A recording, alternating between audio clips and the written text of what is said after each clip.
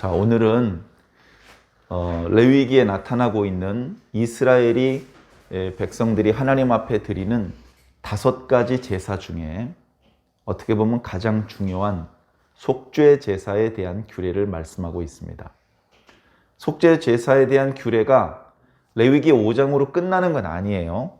6장에도 일부 있고 또 5장에도 일부 있고 6장과 7장에 계속해서 뭔가 5장에서 다 설명하지 못한 부분을 보충하고 있기도 합니다. 어쨌든 중요한 건 속죄 제사를 통해서 죄 때문에 이스라엘 백성, 다시 말해 하나님의 백성과 하나님 사이에 문제가 생겼을 때, 죄 때문에 하나님과 백성들 사이에 단절이 생깁니다. 단절이 생기면 기도도 하나님 앞에 올려드리지 못하고 하나님의 축복도 백성들한테 오지 못하죠. 하나님의 축복이라는 게 뭐 있으면 좋고 없어도 크게 불편하진 않은 것이 아니고요. 죽고 사는 문제입니다. 하나님께로부터 오는 축복은 먹을 것, 그 다음에 백성들의 생명입니다. 이방 민족들로부터 또는 여러 전염병으로부터 또는 메뚜기 등등을 비롯한 여러 재해들로부터 이스라엘 백성들을 보호해 주지 않으시면 당장 죽어나가기 시작하는데 그 하나님의 축복이 단절되면 그 죽음이 시작되는 것이죠. 그래서요, 저주는요, 없던 저주를 막 쏟아 부어줘야 저주가 아니고요, 우리가 축복인지도 모르고 받았던 것이 취소되면, 우리가 받고 있는 축복이 끊어지면 곧바로 저주의 상황이 되는 겁니다. 뭐 새롭게 불을 막 쏟아 부어줄 필요가 없습니다. 하나님께 우리가 축복으로 공급받던 것이 다 끊어지면 우리는 그 순간 죽습니다. 하나님께서 우리가 숨 쉴 때, 야, 산소 세내, 산소. 그거 내가 너한테 준 거잖아, 축복으로. 그거 나 이제 공짜로 안 줄래. 돈 내. 이렇게 돈으로 내기 시작하면 우리는 그 값을 감당할 수가 없죠. 실제로 우리는 어떤 상업적인 목적 또는 과학적인 목적으로 공기 중에 있는 산소만 따로 모아서 이렇게 탱크에 담아 놓기도 합니다. 용접을 하기도 하고 여러 가지 실험을 하기도 합니다. 그렇게 산소만 따로 모아놓은 건요, 얼마나 비싼지 잘 모르시죠? 엄청나게 비쌉니다. 엄청나게. 그 값을 우리가 평생 들이마셔야 될 양으로 계산해서 하나님 앞에 드린다고 만약에 한다면 누가 그걸 감당할 수 있겠습니까? 빌 게이츠도 감당하기 어려울 것입니다. 자, 우리는 하나님께 그렇게 복을 받고 있는데요, 그 복이 죄 때문에 끊어지는 거예요. 자, 하나님, 저와 여러분들이 여기 있습니다. 이 우리는 물론 하나님을 믿고 하나님을 아버지라고 부르는, 그러니까 완전히 영적으로 죽어있는, 하나님과 전혀 교감을 하지 못하는 그런 사람들보다는 조금 그래도 영적인 눈이 떠져 있는, 영적인 감수성이 좀 살아있는, 뭔가 좀 영적인 말을 알아들을 수 있는 그런 사람들인데요, 그런 우리도 다 온전하진 못합니다. 우린 계속해서 하나님의 공급이 없으면 살지 못하는 상황이 되고, 그리고 계속해서 하나님께서 주신 말씀을 따라가지 않으면 금세 어리석어져서 미련한 짓을 저지르게 되는 것이 바로 오늘 우리들입니다. 그래, 우리는 하나님의 절실하게 필요해요. 하나님이 없으니까 공기가 필요하다, 먹을 게 필요하다, 태양빛이 필요하다, 이런 생각을 합니다. 그러다 보니까 태양이 신이 되고 바람이 신이 되고 강물이 신이 되는 것입니다. 왜? 우리 인간이 살아가는데 절대적으로 필요한 것이라고 생각되니까 뒤늦게 태양을 신이라고 생각하게 되는 것이죠. 그런데 태양은 신이 아니고 진짜 신이신 하나님께서 우리의 생존을 위해서 만들어 주신 겁니다. 우리가 창세기 말씀을 읽어서 알겠지만 태양은 4번째 날 만드셨습니다. 이미 첫 번째 날 빛을 만드셨습니다. 그러나 그냥 빛으로 존재하는 것보다는 해와 달과 여러 별들이 있는 것이 사람들이 사는데 더 좋겠다, 그렇게 하나님께서 생각하시고 선물로 주신 겁니다. 그런데 그거를, 야, 나 생각이 바뀌었어, 나 해를 다시 가져갈래, 해가지고 해를 없애시고 달을 없애시고 별들을 없애시면 그러면 우리는 그 해 때문에 누리게 되는 여러 가지 좋은 것들을 다 잃어버리게 되는 것이죠. 그렇게 됐을 때에 벌어질 불행에 대해서 과학자들이 예상해 보죠. 예상하고 상상하는 데는 돈이 드는 게 아니니까 끔찍합니다. 우리는 좀 더 겸손할 필요가 있습니다. 우리 주변에 펼쳐져 있는 자연 만물을 우연의 산물, 빅뱅에 의해서 결정론적 세계관에 의해서 지금의 모양이 될 수밖에 없다. 그런 사람들의 거짓말에 속지 마시고 과학자들이 과학을 제대로 한 사람일수록 우리가 살고 있는 이 세계는 그리고 우리 인간은 저절로 존재하거나 오랜 시간 가운데 어떤 진화를 거듭하다 현재의 모양이 된 것이 아니라 지적인 존재자가 있어서 우리 주변에 살고 있는 물질을 소유하고 있는 그런 생물체가 아닌 지적인 또 다른 존재자가 우리가 살고 있는 우주 바깥에서 이 우주를 만들었다라고 그렇게 주장하고 있습니다. 그들 중에는 신앙인이 아닌 사람도 많습니다. 과학적이고 객관적인 데이터를 근거로 그런 주장을 하는데 공교롭게도 그들의 주장은 성경의 주장과 일치하게 되는 것이죠. 그래서 우리는 이로써 하나님의 말씀이 옳다는 것을 더욱 분명히 깨닫습니다. 그렇게 하나님은 옳으시고 하나님께서 주신 말씀은 흠이 없다는 것을 신뢰할 만한 것이라는 것을 전제로 깔고 말씀을 듣지 않는다면 이 예배 시간에 설교 시간이 무슨 의미가 있겠으며 성경을 읽고 묵상하는 게 무슨 도움이 되겠습니까? 믿음의 마음으로 말씀을 대하시기를 바랍니다. 자, 하나님과 우리 사이에 죄가 끼어들면 안 돼요. 아담과 하와가 처음 만들어졌을 때 죄가 있는 상태가 아니었습니다. 죄가 없는 상태였죠. 하나님께서 주시는 축복을 하나도 빠짐없이 다 누릴 수 있는 상태였습니다. 하나님께서 뜻밖의 아담과 하와에게 많은 능력을 담아 두셨고 아담과 하와는 특히 아담은 에덴 동산에서 그 능력을 유감없이 발휘하곤 했습니다. 그러나 죄가 들어오는 순간 하나님과 사람 사이에 단절이 생기기 시작합니다. 하나님께서 사람들에게 가까이 오시려고 해도 사람이 도망갑니다. 사람이 숨습니다. 사람이 부끄러움을 느낍니다. 편안하게 고개를 들지 못합니다.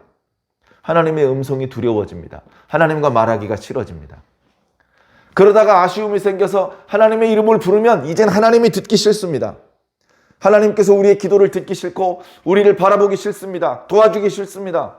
사람을 창조한 거 후회하십니다. 그런 상황이 지속되기를 어쩌면 마귀는 바랄 겁니다. 자, 그러나 하나님께서는 이 죄의 문제를 우리 사람들이 능력으로, 지혜로 이 문제를 해결할 수 없음을 아시고 하나님 편에서 이 죄의 문제를 해결할 수 있는 방법을 제시해 주십니다. 너희 죄인들아, 너희들이 죄가 있는 상태로는 나에게 가까이 올 수가 없다. 나를 통해서 진정한 복을 누릴 수 없다. 그러니 내가 허락하는 이 방법으로 죄의 문제를 먼저 해결해라. 그 죄의 문제가 해결되고 나면 내가 다시 너희가 죄를 저지르지 않았을 때와 똑같은 관계를 열어주겠다. 다시 전에 베풀어 주던 복을 베풀어 주겠다. 그렇게 말씀하시는 겁니다. 하나님 앞에 드리는 제사, 이걸 아깝게 생각하고 이거 시장에 내다 팔면 비싼 값을 받을 수 있는 흠도 하나도 없고 이렇게 이쁘게 생긴 놈을 왜 죽여? 우리가 먹지도 못하고 왜 다 불태워? 그렇게 생각하기 시작하면 그는 하나님도 모르고 하나님께서 주시는 축복도 모르는 자입니다. 그것이 조금도 고맙지 않은 자입니다. 그는 자신이 원하는 대로 하나님의 축복이 없는 곳으로 가게 될 것입니다. 예전에 어느 목사님이 재밌는 말씀 하시더라고요. 여러분은 진화론을 믿습니까? 창조론을 믿습니까? 그래 이제 당연히 교회에서 예배를 드리는 시간이었는데 다 하나님께서 천지 창조하신 것을 믿는 사람들이 모여있는 자리였기 때문에 대부분 창조론을 믿습니다. 이렇게 대답을 했습니다. 목사님께서 정말 잘하셨습니다. 근데 제가 오늘 낮에 진화론을 믿는 사람을 만났습니다. 그래서 다들 무슨 대화를 나눴나? 목사님께서 어떤 이야기를 이어서 하시는지 기다렸죠. 그랬더니 그 청년이 그러는데 진화론에 의하면 원숭이가 변해서 사람이 된 거다. 그래서 원숭이는 우리들의 조상이다. 그렇게 말하더라고요. 여러분들 어떻게 생각하십니까? 아무도 대답을 안 하죠. 지금 뭔가 목사님하고 편안하게 토론을 하는 시간이 아니고 설교 시간이었거든요. 그래서 목사님께서 여러분 혹시 그런 사람 만나면은요, 내버려 두세요. 우리가 아무리 설명을 잘해도 그 사람은 생각을 바꾸지 않습니다. 그러면서 재밌는 표현으로 자기 조상이 원숭이인지를 오죽 잘 알아서 진화론을 믿겠습니까? 자기 조상을 원숭이라고 믿는 사람은 진짜 원숭이의 후예나 마찬가지인 사람이라는 것이죠. 원숭이는요, 짐승입니다. 들짐승. 원숭이는 사람처럼 하나님과 만날 수 없습니다. 하나님과 교감할 수 없어요. 하나님하고 대화를 나눌 수가 없습니다. 하나님께 기도를 올려드리고 하나님의 말씀을 듣고 순종하고 하나님과 함께 이 피조 세계를 다스리고 하나님을 찬양하고 할 수가 없어요. 그들에게는 영 되신 하나님과 교감을 나눌 수 있는 능력이 없어. 오직 사람에게만 그 능력을 주셨습니다. 그래서 진화론을 믿는 사람들은 자신에게 그 능력이 없다는 것을 그렇게 역설적으로 주장하고 있는 것이죠. 부끄러운 줄도 모르고. 자, 우리는 그렇지 않습니다. 자, 이 죄의 문제를 해결하는 방법이 예수 그리스도라는 완전한 방법을 주시기 전에 그림자의 방법으로 제사의 방법을 주시는 거예요. 제사. 그 제사가 자, 이제 제사에 대해서 레위기 말씀은 말씀 전하고 있죠. 오늘 말씀 1절에도 하나님께서 모세에게 뭔가 말씀하십니다. 어디서 말씀하실까요? 지성소에서 말씀하십니다. 이게 감사한 거예요. 벌써 하나님께서 저 멀리 이쪽인지 이쪽인지도 모르는 곳에서 언제는 나타나시고 언제는 안 나타나실 때도 있고, 이게 아니고 그냥 지성소에 항상 계신 거예요. 지성소에 항상 계신단 말이에요. 하나님께서 불 가운데서도 말씀하시고 구름 가운데서도 말씀하시는데 이제 지성소에서 말씀하신단 말이에요. 뭐 거창하게 나팔 소리 내고 소리 지를 필요 없어요. 자상하게 조용조용 얘기하면 모세가 바로 앞에서 듣습니다. 얼마나 하나님께서 가까이 계시니까 이렇게 좋습니까? 자, 이 제사에 대해서 레위기에는 5가지 제사가 있다고 말씀드렸죠. 자, 처음에 말씀드렸던 게 번제입니다. 번제는 날마다 드리는 거예요. 상번제라고 해서, 항상 드리는 번제라고 해서 상번제. 안식일 날은 상번제를 2번 드립니다. 그래서 매 일주일마다 8번씩 하나님 앞에 번제를 드리고요. 여러 절기를 하거나 또 여러 가지 제사를 여러 번 드릴 때 번제가 항상 함께 드려지곤 합니다. 번제와 함께 드려질 때가 많은 제사 중에 소제가 있습니다. 소제만 별도로 드릴 때도 있는데 대부분은 번제와 함께 드릴 때가 많습니다. 번제는 짐승을 하나님 앞에 바치는 겁니다.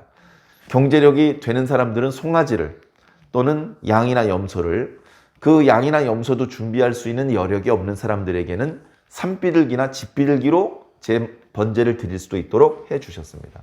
그리고 나서 허락된 계명이 이제 소제죠. 그리고 우리가 지난주 수요일 날 들었던 말씀은 화목제입니다.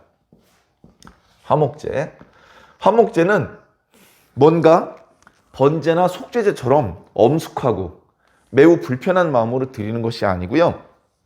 제사를 드리기 시작할 때부터 뭔가 기분이 좋은, 뭔가 감사, 축제, 기쁨, 뭔가 은혜가 충만하고 기쁨이 충만한 그런 분위기 가운데 드리는 제사를 화목제라고 합니다.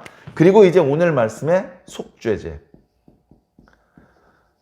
제사의 이름이 속죄제인데요. 말 그대로 죄를 용서받을 수 있는 제사입니다. 그 다음에 이제 속건제인데요. 속건제. 다음 장에 이제 나타나겠죠. 이제 사람들 사이에 어떤 잘못에 대해서 그 문제를 해결하기 위한 그런 제사입니다. 제사가요, 하나님하고 사람 사이의 문제만 해결하는 게 아니에요. 사람과 사람 사이의 문제를 해결하는 것도 아주 중요한 제사입니다. 뭐 이렇게 제사가 많아? 여러분 생각해 보세요. 우리나라 제사는 더 많습니다. 우리나라. 기본적으로 조상들한테 제사하고 있죠.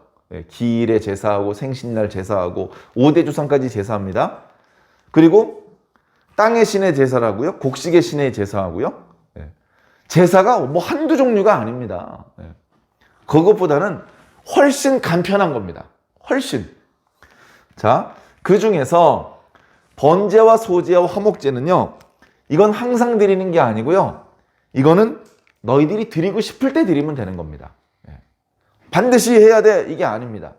상번제라서 성막 또는 성전에서 날마다 드리는 것은 그건 이제 제사장들과 레위 사람들이 알아서 제단의 불이 꺼지지 않게 그렇게 하나님의 성전이 항상 하나님과 연결되어 있는 항상 가동이 되어 있는 상태로 만들기 위해서 그렇게 관리를 할 것이고요. 그것과 상관없이 내가 하나님이 기뻐서 하나님께 번제를 드리고 그래서 솔로몬의 일천 희생의 번제 유명하지 않습니까? 바로 그런 것이 자원하여 드리는 제사, 자원제입니다. 번제도 소제도 화목 제물도 스스로 원해서 드리는 제물입니다. 그와 반면에 속죄제와 속건제는요. 자원제가 아니고요. 의무적으로 반드시 드려야 되는 제사입니다. 이름을 붙이자면 의무제 이렇게 이름을 붙일 수 있겠죠. 자, 속죄제는 언제 제사를 드리는 거냐면요. 죄를 범했을 때 그 죄를 해결하기 위한 제사를 드리는 겁니다. 자, 순서를 간단하게 설명을 한번 해보겠습니다. 첫 번째, 죄를 지은 사람이 제물을 골라야 됩니다. 제물을 구별해야 됩니다. 당연히 흠이 없는 제물을 구별해야 되죠. 전에 화목제를 드릴 때나 번제를 드릴 때는 제사를 드리려는 사람이 자신의 형편에 맞게 제물을 준비했습니다. 그런데 속죄 제물은 자원제가 아니고 의무제이기 때문에 제물도 율법에 지정이 되어 있습니다. 약간 부담스러울 수 있을지 모르지만 그 율법에서 정해진 그 제물을 준비해야만 했습니다. 그러니까 속죄제는요 더 큰 제사예요. 더 중요하고 엄밀한 제사입니다. 그래서요 제사의 순서도요 훨씬 복잡해요. 자, 먼저는 제사를 드리려는 사람, 그러니까 죄를 지은 사람이 제물을 준비해야 됩니다. 그런데 여기도 우리가 성경을 볼 때 건성 보면 안 돼요. 자세히 봐야 됩니다. 자, 이 속죄제는요 이런 죄는 용서할 수가 없어요. 자, 속죄 제사로도 용서할 수 없는 죄는 뭐냐? 첫 번째,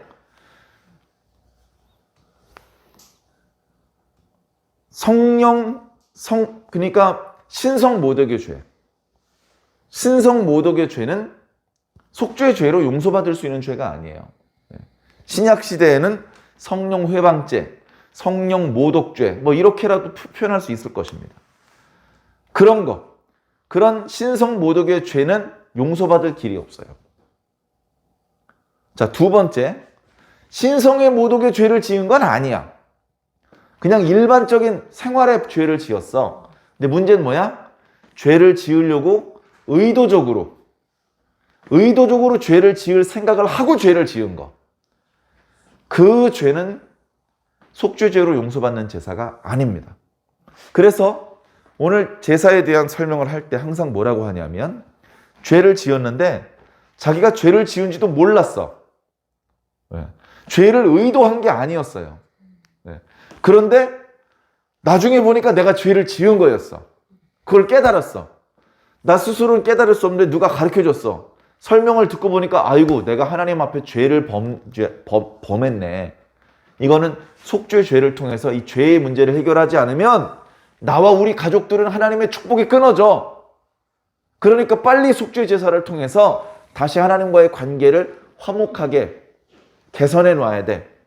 이런 생각이 드는 경우에 용서받을 수 있는 그런 제사입니다. 자, 그래서 죄를 지은 사람이 먼저 제물을 구별해서 회막으로 끌고 옵니다. 제사장한테 얘기를 하겠죠. 이것은 제가 죄를 지어서 그 죄를 하나님께 용서받기 위한 속죄제 제물입니다. 아, 속죄제를 위해서 오셨군요. 그래서 레위 사람들과 제사장이 도와주겠죠. 자, 그러면 제사를 드리려는 사람이 이 제물을 죽여야 됩니다. 어디서 죽이냐 하면 이제 전에 말했죠. 자, 이거 너무 크게 그리면 안 되는데. 이쪽 잘 보이나요? 항상 그 잘 보이는지 걱정이에요. 자, 네. 자, 성막이 이렇게 있고요. 참 오늘 그림이 썩 마음에 안 드는데. 자, 이게 정사각형 두 개가 되나 이게? 자,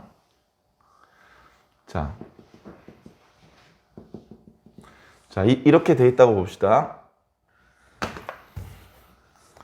자, 여기 이제 번제단이 있죠. 자, 그러면 이제 백성들이 제물을 가지고 구별해가지고 이렇게 들어오면 이 제단 북쪽으로 가서 도사를 합니다. 여기 1번 제물을 구별해서 성막을 가지고 오면 제사장과 레위 사람의 안내를 받아서 제단 북쪽에서 도사를 합니다. 아, 도사를 하기 전에 하는 게 있다. 도사는 3번이고요. 자, 2번과 3번을 여기서 하죠. 자, 안수를 먼저 해요. 죽이기 전에 그 제물의 머리에 손을 얹습니다. 그것은 죄를 지은 사람의 죄를 그 짐승에게 전가시키는 그런 의미가 있습니다. 그리고 세 번째 도사를 하죠. 도사를 하는 과정에서 그 짐승이 흘리게 되는 피는 그것을 담는 그릇에 제사장에 잘 담아서 그걸 제단에 뿌리게 됩니다. 자, 네 번째가 피 뿌립니다. 피 뿌림. 자, 요렇게 써보고 나니까 번제랑 똑같아요. 번제랑 똑같은데 제가 말씀드렸던 것처럼 속죄제는 이 피 뿌림의 단계가 매우 복잡합니다. 그 단계에 대해서는 조금 이따 다시 한번 설명을 드릴게요. 자, 그 다음에 다섯 번째는 뭘 하냐면요. 기름을 태웁니다. 기름은 우리가 먹지 말라 그러셨어요. 우리 지난 시간에 번제는 기름을 걷어낼 필요가 없어. 기름을 걷어낼 필요가 없어요. 그냥 기름, 고기 뭐 할 것 없이 전부 다 제단 불 위에서 태우는 겁니다. 그런데 화목제의 경우는 고기의 일부를 백성들이 먹게 돼요. 근데 그 고기의 일부를 먹을 때 절대 먹어서는 안 되는 게 두 가지가 있는데 피를 먹으면 안 됩니다. 그래서 도살하면서 피를 다 흘리게 만드는 거예요. 그리고 두 번째, 그 짐승에 있던 기름을 먹으면 안 돼요. 그러니까 기름이 많이 붙어있는 여러 내장들을 다 걷어냅니다. 걷어내요. 그거를 제단불 위에서 태우는 거예요. 그래서 지금 이 속죄 제사도 기름하고 그 나머지 부분을 처리를 다르게 하기 때문에 분리를 시켜야 돼요. 그래서 기름을 먼저 걷어내고 이 기름은 제단에서 태웁니다. 제단에서. 자, 그 다음에 여섯 번째. 그 나머지 부분 있죠? 짐승을 잡았어요. 피는 쏟아서 4번에서 처리를 했습니다. 그리고 기름 부분을 걷어내서 5번에서 처리를 했어요. 자, 4번, 5번. 그리고 그 나머지, 그 제물에서 피를 쏟고 기름을 걷어낸 그 나머지 부분, 머리통도 있을 거고, 고기도 있을 거고, 똥도 있을 거고, 그 나머지 부분은요, 진영 밖으로 나가야 됩니다. 진영 밖으로. 자, 그래서 그 나머지는요, 진영 밖으로 나가서, 진영 밖에, 그러니까 진영 밖은 어디냐면요, 여기 언약궤가 있고, 여기 이제 회막이 있잖아요. 회막이 있고, 여기 회막, 그 마당이 있는 그 울타리까지는 요 회막 주변에는 레위 사람들이 살아요. 네? 여기 이제 아론과 모세가 살고, 여기 뭐 거앗 자손들 살고, 무라리 자손들, 게르손 자손 이렇게 산다고요. 그리고 그 바깥쪽에는 이스라엘의 12지파가 동서남북에 3지파씩 그렇게 배치가 돼서 살아요. 그렇죠? 만약에 이렇게 동쪽으로 나가면 이쪽에 이제 유다지파도 있고 쭉 있는데 그 유다지파 일반 백성들이 사는 텐트, 그 울타리 제일 마지막 텐트보다도 더 바깥쪽으로 나간다고요. 그러면 이제 이스라엘 백성들이 주로 광야에서 살았으니까 거기도 광야겠죠. 광야. 모래만 있는 곳인지 모래에 덤불이 좀 자라고 있는 그런 광야인지 바위가 많은지 그건 지역마다 조금 다르겠지만 그 진영 바깥쪽에 재를 버리는 곳을 따로 지정해 두었어요. 여기서 버리는 재는 그 각 가정에서 쓰는 뭐 추울 때 데피고 음식을 조리할 때 쓰는 그럴 때 쓰다가 남은 재를 버리는 게 아니고 요 번제단에서 쓰다가 밑에 쌓여 있는 재, 성막에서 쓰여진 재를 버리는 장소였어요. 그러니까 거긴 일반 사람들이 자기 재를 거기다 뿌리면 안 되죠. 그리고 그것도 어찌되었건 하나님께 제사를 드리는데 필요한 장소였기 때문에 재가 깨끗한 것은 아니었지만 어찌되었건 그 자리도 거룩한 곳이라고 이렇게 사람들이 생각을 했어요. 그렇게 해야 불필요한 것들이 그 안에 들어오지 않게 되니까 그래요. 그래서 거리로 가지고 나갑니다. 가지고 나가서 재를 거기서 버리고 했던 자리에다가 거기다 나무, 불타지 않은 아직 타지 않은 나무를 깔아놓고 나무에 불을 붙인 다음에 거기서 나머지 희생 제물을 태웠어요. 그렇게 하고 마지막에 제사장이 속죄를 선언합니다.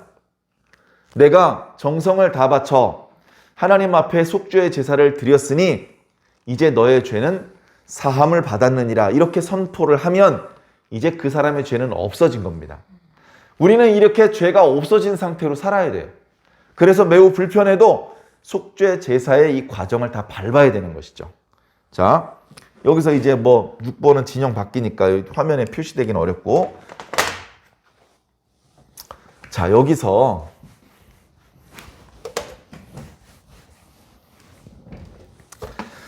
이 제물이 다 조금씩 다릅니다.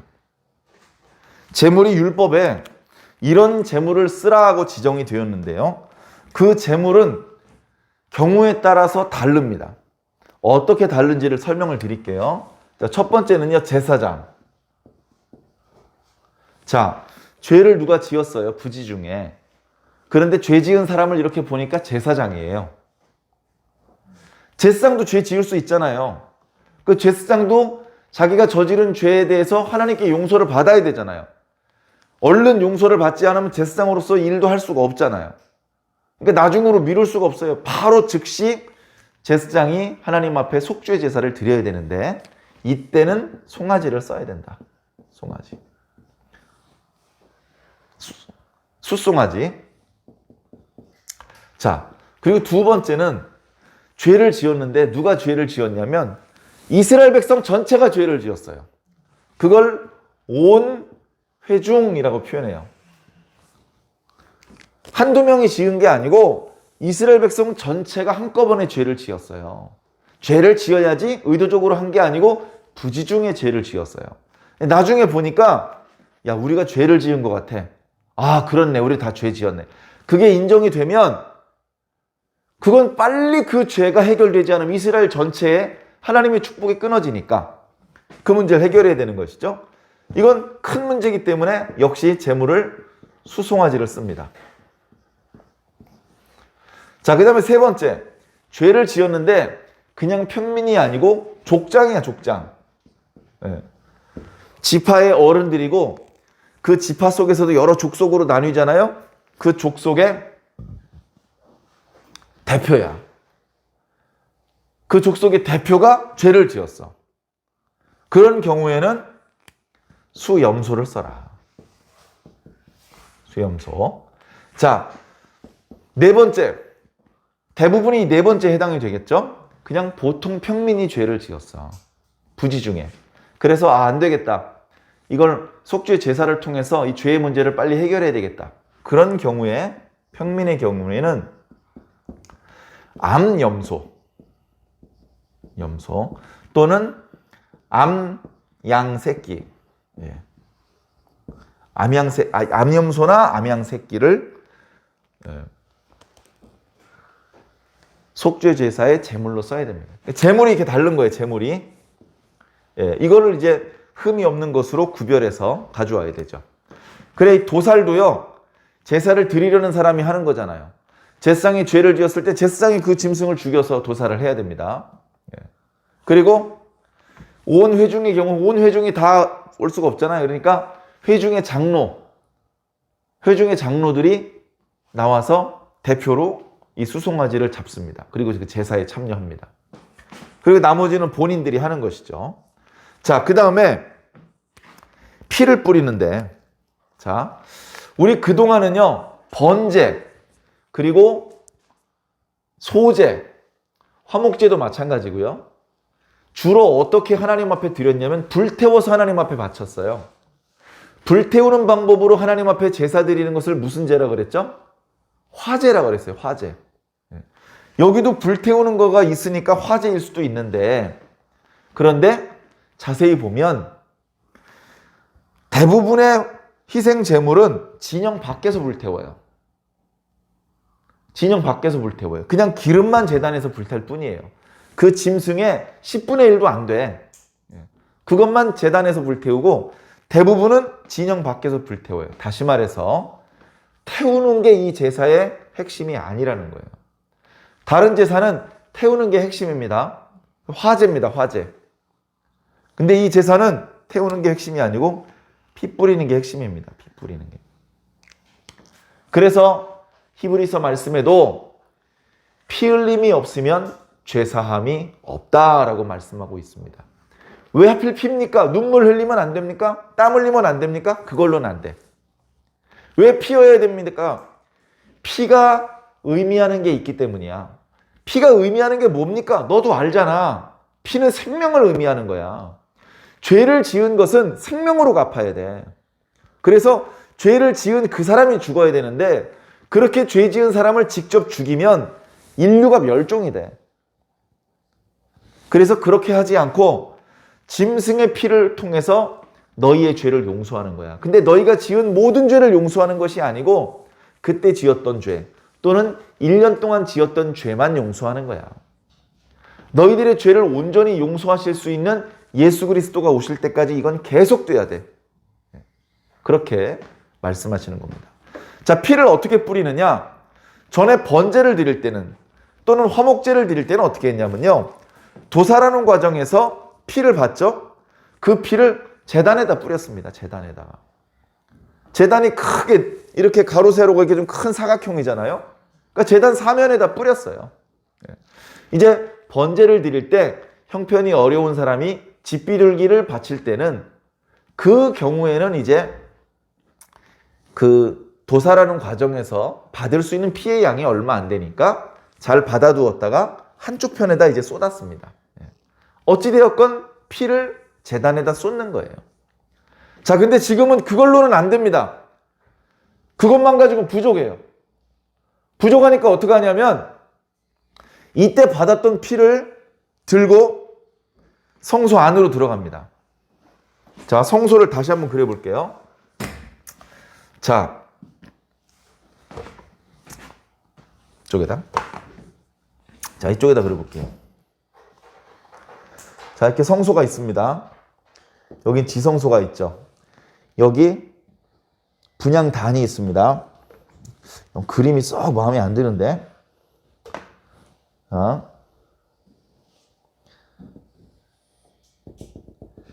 자, 여기 이제 제단이 있죠. 자, 그러면 제사장의 경우는 받은 피를 가지고 이 안에 들어갑니다. 이 안에 들어가요. 들어가면 여기 향단이 있습니다. 향단 모서리 뿔에다 발라요. 손가락으로 향단 모서리 뿔에다 바릅니다. 그리고 여기 성소와 지성소를 나누는 휘장이 있어요. 거기다 손가락에 찍어서 7번을 뿌립니다. 그렇게 하고 남은 것은 제단 사면에다 뿌리는 거예요. 그렇게 했습니다. 자, 그 다음에 온 회중이 범죄를 했을 경우에는요, 성소 안에까지는 안 들어가요. 성소 안에까지는 안 들어가고 여기도 뿔이 있어요. 제단 네 뿔 여기다가 피를 발라요. 그리고 여기 회막문에다가 피를 뿌립니다. 그리고 사면에다 나머지는 쏟아버리는. 피를 뿌리는 게 핵심입니다. 피가 없으면 용서를 받을 수가 없어요. 자, 그래서 이스라엘 사람들이 죄를 지은 것을 해결하는 모습을 보면 아주 엄밀합니다. 아주 엄밀합니다. 자, 여러분, 의사가 되면요, 예를 들면 수술실에 들어가잖아요. 그러면 의사가 손 아래로 허리를 내리면 안 돼요. 왜냐면요, 허리 밑은 오염된 곳이에요. 아니에요. 철저히 청소하고요, 다 했어요. 그래도 허리 밑은 오염된 곳으로 간주를 해버리는 겁니다. 그러니까 어떻게 합니까? 의사가 손을 다 씻고 들어와서 이러고 들어옵니다. 이러고 들어오면 다른 스태프들이 있어요. 간호사라든가 후배 의사가 수술 장갑을 씌워줍니다. 수술 장갑을 씌워줄게 이렇게 기다려요. 다 되면 수술 장갑이 이 끝에가 한번 접혀 있어요. 그래서 그 접혀 있는 쪽으로 손을 넣어서 바짝 잡아당깁니다. 그렇게 해서 수술 장갑을 끼는 거예요. 수술대 위만 깨끗한 거예요. 수술대 밑에는 오염된 거예요. 그렇게 철저하게 깨끗한 곳과 오염된 곳을 구별합니다. 만약에 손으로 이렇게 여기 긁었잖아요. 장갑 바깥 껴야 돼요. 아니야, 거기 균이 없어. 그래도 바깥 껴야 돼요. 그렇게 철저를 기해야 수술하는 과정에서 이렇게 개복을 하고 이런 위험한 상황 속에 감염을 막을 수 있는 거예요. 자, 눈에 보이는 바이러스는 아니지만 성경을 보면 이 죄 때문에 오염되고 있는 것이 느껴집니다. 죄는요, 깨끗한 것을 더럽히는 의미가 있어요. 죄를 짓잖아요. 평민이 여기서 죄를 짓습니다. 죄를 지으면요, 어디가 더러워지냐 하면요, 제단이 더러워져요. 제단이 더러워져. 뭘로 더러워져요? 죄로 더러워져요. 그러면 이 제단이 죄로 더러워져 있는 상태로 내버려두면 안 돼요. 빨리 그 죄를 씻어내야 되는 거예요. 그래서 죄를 지은 사람이 제물을 가지고 하나님 앞에 나가는 겁니다. 그러면 제사장들이 그 희생 제물의 피를 이 더러워진 곳에 발라요. 우리 눈으로 볼 때는, 우리 다 눈이 있잖아요. 이 육체의 눈으로 볼 때는 사실은 깨끗했던 제단이 괜히 피를 발라가지고 더러워진 것 같아요. 아무 냄새가 나지 않았던 제단이 여기저기 피가 튀겨가지고 오히려 비린내가 나가지고 오히려 불결해진 것 같아요. 우리 육체의 눈으로 볼 땐 그렇다고요. 영적으로 보면 여기 묻어있는 죄가 그 피로 씻겨져 나간 거예요. 안 나가면 이 죄 때문에 이스라엘 진영에 하나님의 진노가 쏟아지는 거예요. 다시 말해서 축복이 거두어지는 거예요. 간단해요. 포도원을 망치려면요, 울타리만 거두면 돼요. 도둑놈 막 들어오고요, 짐승들 막 들어오면 다 개판되는 거예요. 울타리만 거두면 돼요. 일부러 불 지를 필요 없어요. 울타리만 거두면 금방 다 망가져요. 하나님께서 더 이상 이스라엘 백성의 울타리 역할을 안 해주셔요. 더 이상 만나도 내리지 않고 내리쬐는 일광을 가려줄 구름 기둥도 없고 저기 지나가는 산적대들을 쫓아내보내지도 않으시면 그럼 이스라엘 백성들이 망하고 죽고 하는데 그렇게 시간 오래 걸리지 않는다고요. 그런데 그런 불상사를 막고 우리의 죄를 용서받고 우리가 하나님께 받고 있는 그 축복을 계속 누리려면 이 죄를 해결해야 되는 거예요. 이 죄를 해결하기 위해서 제단불에 땀 흘리고 눈물 흘리고 그게 아니라 피를 흘려야 돼, 피. 그냥 내 마음에 진심을 바치는 게 아니고 목숨을 바쳐야 된다는 거예요. 그래서 하나님 앞에 제사를 드리는 것은 장난이 아닙니다. 죽고 사는 문제입니다. 제사를 잘 드리면 사는 거예요. 제사를 안 드리거나 제사를 드렸는데 재물이 흠이 있는 것을 갖고 나왔거나 제사를 드리는 사람이 진정으로 회개하지 않고 장난으로 제사를 드린다면 사람이나 속이지 하나님을 속일 수 있나요? 하나님께서 그 제사를 기쁘게 받지 않으십니다. 그러면 여전히 여기 죄가 묻어 있어서 그 사람과 그 사람 때문에 이스라엘 진영에 하나님의 축복이 거두어지는 안타까운 일이 발생되는 것이죠.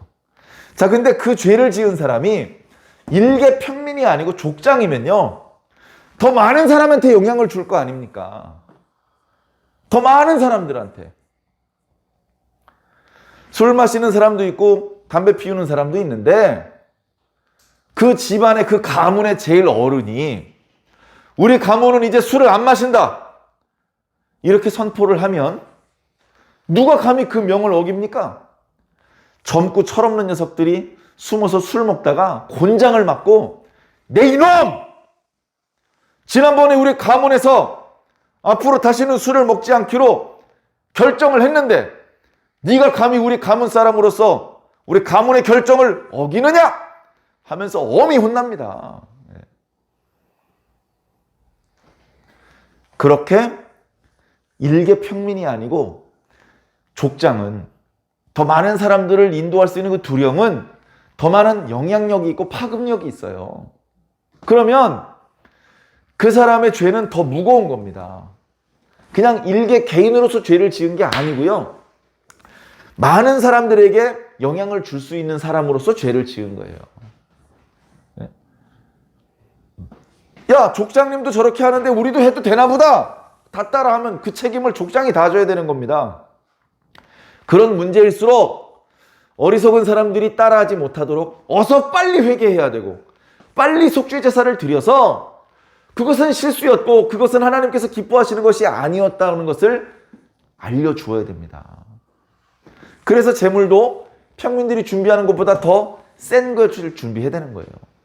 그리고 평민 한두 명이 죄를 지은 게 아니고 이스라엘 모든 60만이 죄를 지었어. 그럼 훨씬 심각한 문제잖아요. 그래서 염소나 양으로 안 되고 송아지를 하나님 앞에 바쳐야 되는 거예요. 각 지파의 대표들이 다 나와서 짐승을 잡고 짐승 위에 안수하고 이 작업을 같이 해야 되는 거예요. 왜 합니까? 다시는 죄를 지어서는 안 되겠구나. 다시는 이렇게 하나님 앞에 온 회중이 죄를 지어서 송아지를 바치는 이런 속죄 제사는 안 드릴수록 좋구나. 그렇죠? 화목제, 번제 자주 드릴수록 좋아요. 하나님께서 요구하지 않으셨지만 우리 마음에 감동이 돼서 많이 제사를 드릴수록 복이 더 넘쳐요. 근데 속죄 제사는 어때요? 아무리 많이 드려봐야 겨우 제자리에 오는 거예요. 아무리 제사를 많이 드려봤자 좋아지는 게 아니고 저 밑에 꼬꾸라졌다가 겨우 제자리에 오는 거라고요. 그러니까 어때요? 속죄 제사는 안 드리는 게 좋아. 죄를 지었는데도 드리지 말까요? 아니죠. 죄를 지었으면 속죄 제사를 드려야죠. 속죄 제사를 조금 드리려면 죄를 안 짓고 살아야 돼요. 죄를 안 짓기가 어디 쉽습니까? 방심하지 말고 조심해야 됩니다. 우리 현대 그리스도인들은 제사를 안 지내니까 죄를 짓는 것에 대해서 더 담대한 것 같아요. 죄를 지을 때마다 제사를 지었던 시절보다 죄를 짓는 일에 있어서 조금의 주저함도 없고 망설임이 없습니다. 그렇게 신앙하는 것은 예수님의 뜻을 바르게 이해한 것이 아닙니다. 자, 그런데 죄를 지은 사람이 제사장이에요. 이스라엘 전체의 영적인 지도자, 영적인 어른입니다. 다른 사람 다 죄를 지어도 제사장 본인은 죄를 짓지 않아야 되는데 그도 인간인지라 다른 평민들보다는 죄를 저지르는 빈도가 별로 없고 죄를 지을 때 그 죄가 아주 무거운 죄를 짓는 것이 아니라 할지라도 죄는 죄인 거예요. 가벼운 죄는 죄 아닙니까? 가벼운 죄를 지으면 속죄제사 안 드려도 됩니까? 누구 맘대로요? 오히려 제사장들이 지켜야 될 법이 더 많은 것입니다. 누구보다도 성실히 그 법을 지켰는데도 불구하고 모자람이 드러난다면 어서 빨리 그걸 인정하고 회개하고 하나님 앞에 속죄의 제사를 드려야 돼요. 제사장이 더러우면 그 제사장이 누구의 제사를 진행할 수 있겠습니까? 더러운 상태에서. 그렇기 때문에 제사장은 온 회중보다도 더 높은 거룩이 요구되는 거예요. 그래서 단 한 사람이 죄를 지었는데도 불구하고 제물은 송아지로 해야 되고요. 그리고 이 제사장의 경우에만 성소 안에 들어가서 분향단에, 그러니까 일개 평민이 죄를 지을 때는 이 제단이 더러워지는데 제사장이 죄를 지으면 여기 분향단까지 더러워지는 거예요. 분향단까지. 그보다도 더 심각한 죄를 위해서는 이제 지성소까지 들어가서 속죄소에 피를 뿌려야 되는 일이 발생하는 겁니다. 사랑하는 완주중앙교회 성도 여러분, 우리 출석한 몇몇 성도들과 그리고 영상으로 예배를 참여하게 되는 사랑하는 성도 여러분, 속죄제는 안 드릴수록 좋습니다. 그러나 우리가 죄인이고 죄를 지을 수밖에 없는 아직 다 변화되지 못한 상태이기 때문에 의도치 않게 죄를 짓기도 합니다. 그 부분에 대하여 뻔뻔하게 지나가지 않으셨으면 좋겠습니다. 우리는 과거 이스라엘 백성들처럼 이런 속죄 제사를 드리지는 않아도 됩니다. 예수님께서 십자가에 달리셨던 것은 우리 사람들과 하나님과의 관계를 회복시켜 주시는 화목 제사의 의미도 있지만 무엇보다도 우리들의 죄를 씻고 용서해 주시는 속죄 제사의 의미가 더 큽니다. 예수님께서 직접 당신이 흠없는 제물이 되셔서 하나님 앞에 그 피를 흘리신 것입니다.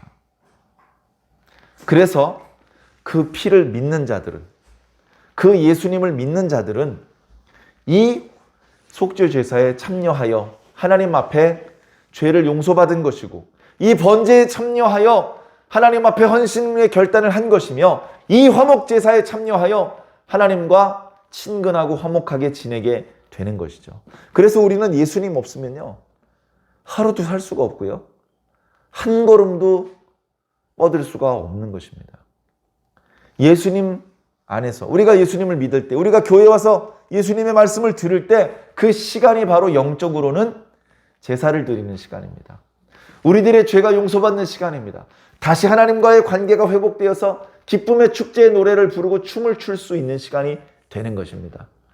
비록 여러 가지 형편상 마스크를 쓰고 예배를 인도해야 되고 여러분들 영상으로 예배에 참여해야 되는 상황이 되었지만 그럼에도 불구하고 예배가 가지고 있는 영적인 의미는 과거 이스라엘 백성들에게 제사의 규례를 주셨고 그 제사의 규례가 예수 그리스도를 통해서 성취된 이 시대에 동일하게 역사되고 있다는 것을 기억해 주시기를 부탁드립니다. 이 모습을 비웃고 이 모습을 손가락질하는 사람들이 많이 있습니다. 저는 어저께도 그런 관련 영상을 보고요 속으로 치밀어 오는 분노를 겨우 참았는데요 모르니까 함부로 말하는 거예요. 여호와는 피를 좋아하는 신이다. 피가 타는 냄새, 고기가 타는 냄새를 즐긴다. 오죽하면 신약교회는 사람의 피와 살을 먹는 종교다.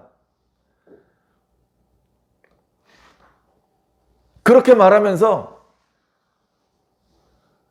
아주 경망스러운 웃음으로 비웃더라고요. 너무 웃겨서 멘트를 이어나갈 수 없다면서 한참을 웃더라고요. 기독교가 이런 엉터리 종교라고. 여러분, 한 사람을 속이는 건 쉬워도 많은 사람을 속이는 것은 어렵습니다. 잠깐 속이는 건 쉬워도 오랫동안 속이는 것은 어렵습니다. 우리 예수 믿는 사람이 수천 년 동안 예수님 믿었고 이렇게 많은 사람이 예수님을 믿는데 우리가 다 속은 겁니까? 본인이 속은 줄 모르고 예수 믿는 사람들이 속았다고 비웃고 있습니다. 무식하면 용감한 것이죠. 여러분들은 그렇게 나쁜 쪽으로 용감해지지 않으시기 바랍니다. 우리는 죄를 지었기 때문에 하나님 앞에 발언권이 없습니다. 우리는 겸손해야 되고 하나님 앞에 납죽 엎드려야 됩니다. 그러나 예수 그리스도 안에서 용서를 받았기 때문에 이제는 담대하게 하나님을 아버지라고 부를 수 있어야 됩니다. 하나님 앞에 기도할 수 있는 권리를 마음껏 사용해야 됩니다. 우리가 하나님의 뜻대로 이 세상에서 잘 살아서 소금처럼 빛처럼 잘 살아서 우리의 착한 행실을 보고 많은 사람들이 하나님께 영광을 돌리게 만들어야 됩니다. 전에 하나님을 향해 손가락질하고 비웃었던 사람들이 부끄러움을 느끼게 만들어야 됩니다. 그들과 멱살 잡고 싸우는 방법으로는 그들을 부끄럽게 만들 수 없습니다. 우리가 비난을 무릅쓰고 계속해서 선하게 의롭게 살 때 하나님께서 오르셨다는 것이 드러날 것입니다. 얼마나 많은 사람이 노아를 가리켜 미쳤다고 손가락질하고 욕하고 비웃고 돌멩이 던졌겠습니까? 비 오는 날 역전됐습니다. 하나님께서 오르셨고 하나님께 절대 순종했던 노아가 옳았다는 것은 비가 와야 알 수 있는 것입니다. 지금은 아직 비가 오지 않았습니다. 우리가 믿고 있는 말씀이 아직 눈앞에 펼쳐져 이루어지지 않았습니다. 믿는 자와 믿지 않는 사람들이 애매하게 공존하는 것 같습니다. 그러나 말씀은 반드시 이루어집니다. 말씀이 이루어질 때 그 말씀을 믿었던 자와 믿지 않는 자들이 갈라질 것입니다. 그 말씀을 믿었던 자들과 믿지 않는 자들을 하나님께서 똑같이 대접하지 않을 겁니다. 전혀 다른 대접을 해주실 것입니다. 그때 후회해도 늦습니다. 지금 이미 아직 그 말씀이 이루어져 있지 않은 시간에 그 말씀은 반드시 이루어질 것이라고 믿고 살아야 그날 하나님께 좋은 대접을 받게 될 겁니다. 저와 여러분들은 말씀을 믿고 예수님을 믿고 하나님의 그보다 더할 수 없는 선대를 받을 수 있는 그런 저와 여러분들이 꼭 되시기를 예수 그리스도의 이름으로 간절히 기도합니다.